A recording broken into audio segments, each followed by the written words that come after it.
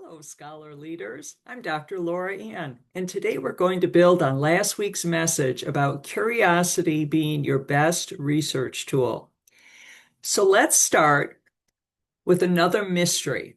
Have you ever walked into a room and felt instantly calm, energized, or even distracted without even knowing why?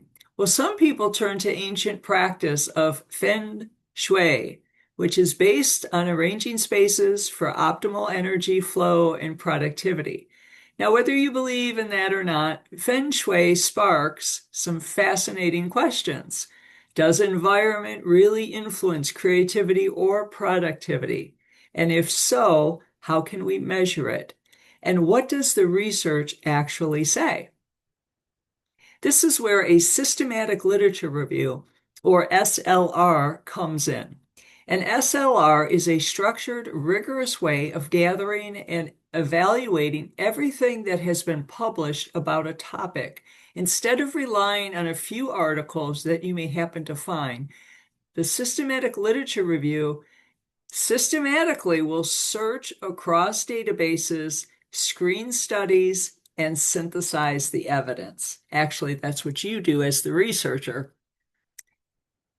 So there is this preferred reporting items for systematic literature reviews and meta-analyses, and it's often used to guide this process.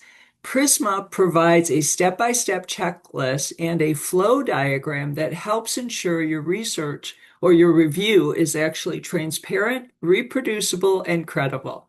So imagine applying an SLR to the Feng Shui mystery.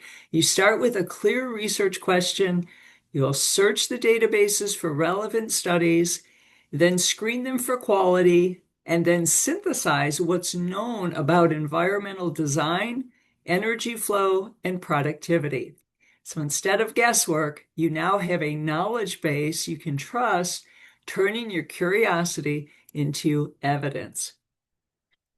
But how do you actually sustain this kind of work? And this is where my collaborative synergy learning model, or the CSLM, comes into play, where 70% you're doing. You're actually rolling up your sleeves and you're drafting a purpose statement, you're framing the research questions, and searching the literature yourself. That's where you gain perspective and also the depth, and also requires persistence in this process. 20% is where you're collaborating. You're strengthening your ideas through synergy. That's your discussions with others, questioning your peers, your mentors, your colleagues, where you can challenge your assumptions and often get new perspectives. And 10% comes from learning resources. These are the formal types of information where you rely on structured guidance using PRISMA checklists, digital libraries, and curated research guides to ensure that your work is credible and rigorous. So when you bring these all together, the CSLM empowers you to transform curiosity into meaningful applied research. So here's my encouragement. Do not dismiss the mysteries that spark your imagination, whether it's Feng Shui or the uncanny valley effect, or something in your own workplace. Those sparks are the beginnings of inquiry, and a systematic literature review allows you to explore those mysteries with structure, credibility, and depth. Remember, curiosity is the spark, but systematic research is the fuel that carries it into knowledge and impact. If this message resonates with you, I'd love for you to join me here each week. Subscribe to my channel, Dr. LauraAnn, for insights and tools to strengthen your doctoral journey. And don't forget, you can also download my free systematic literature review infograph, which is integrated with the CSLM 70-20-10 learning ratio through my Linktree link.